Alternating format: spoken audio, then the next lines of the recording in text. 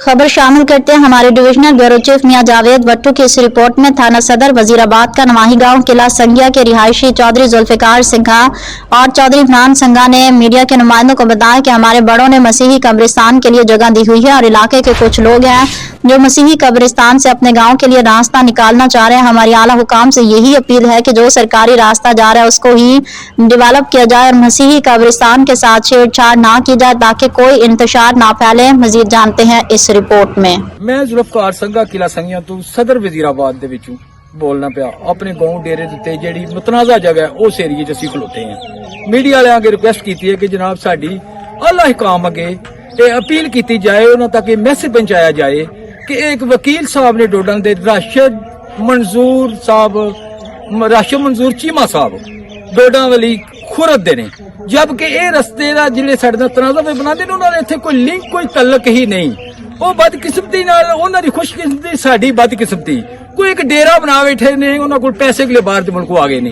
वो अपने डेरे की खातर साडे मसीहां दा कब्रिस्तान ते साडी जमीन दे विच जबरदस्ती रस्ता बनाना चाहता है गुंडागर्दी नाल, जबकि असीं नहीं बनाने देंदे अल्लाह दे फजलो करम दे नाल।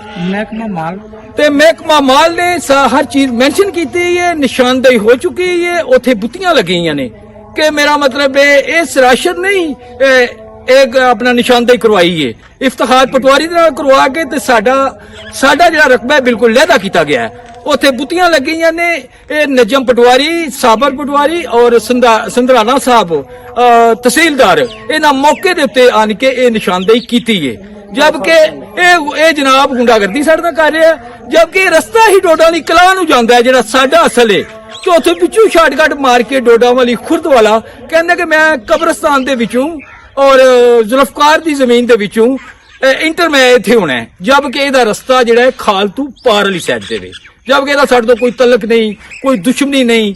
लेकिन थोड़ा जिहा आंदा है कि जी मैं इमरान खान दा टाइगर हाँ, इमरान खान दा टाइगर हाँ, मैं इमरान खान दा टाइगर मैनू कोई शय नहीं रोक सकती, जबकि इमरान खान दा टाइगर बन के ते नून लीग वाले कोल फोन थाने ते ACDC नूं करवा रहा है। उन्हां कोल सपोर्ट लै रहा कि नून लीग वाले कोल सपोर्ट लैंदा ते इत्थे सानू आंदा है कि जी मैं टाइगर ऑफ PTI हाँ। आपका आला हुकाम से मुतालबा है?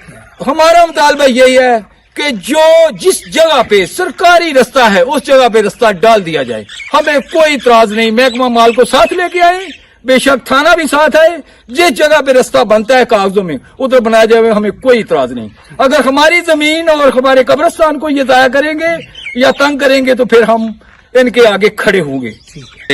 विचू रास्ता कट रहे ने और साथ ही साडी जमीन है ओदे विचू जबरदस्ती रास्ता पाना चाहते ने, असी नहीं पान देंगे। अल्लाह दे फजलो करन अल्लाह काम अगे यही रिक्वेस्ट है कि इन्हां नूं बाज कीता जाए, कोई लड़ाई कामा दंगा फसाद ना होवे, जबकि असी बचना चाहते ने। लेकिन ये गुंडे शुंडे अगे पिछे मदारीगर जिन्ने भी है नहीं लैके आंदे ने कि जी मौके ते फायरिंग शायरिंग करनी है, ना कोई वकूआ अपनाना है जनाब।